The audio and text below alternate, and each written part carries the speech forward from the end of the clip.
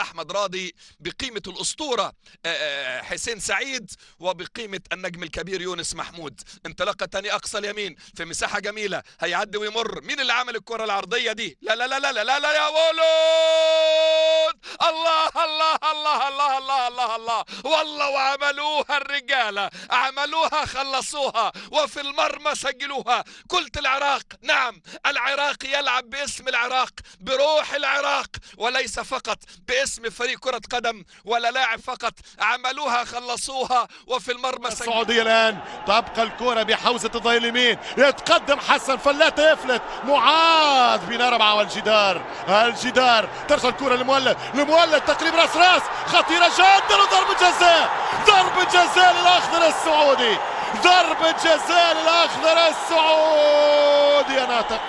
ناطق يرتكب الخطأ في الدقيقة 80 في الوقت القاتل.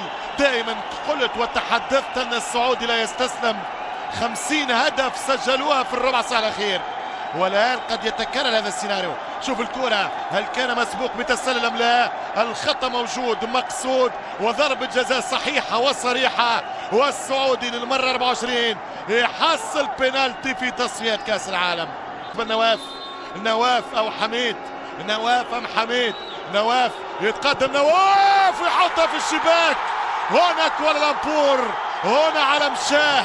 السعودي لا يخسر في استاد هذا للمرة السادسة ممكن، على الأقل حديث دقيقة 80. ضربة جزاء وتعادل.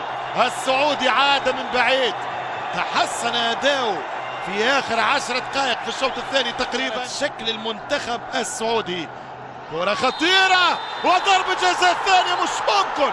ضربة جزاء ثانية للفريق السعودي، ضربة جزاء ثانية للمنتخب السعودي. دقيقة 86 انقلبت صورة المباراة، انقلبت معطيات القمة ودرب الأجوار.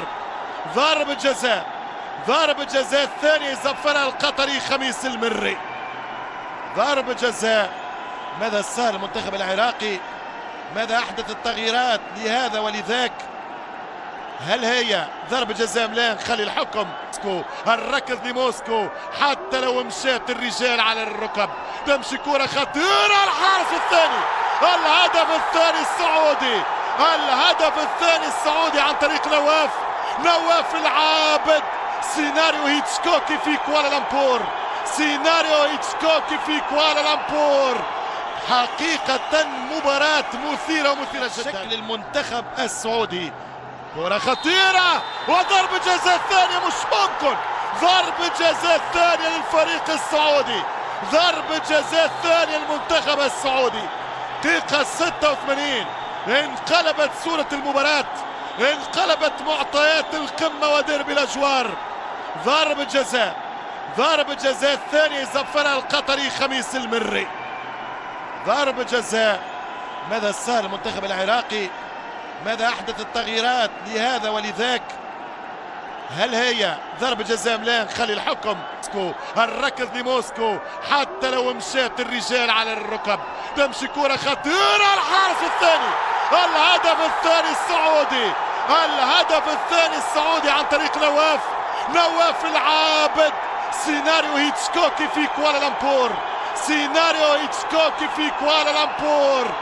حقيقة مباراة مثيرة جدا.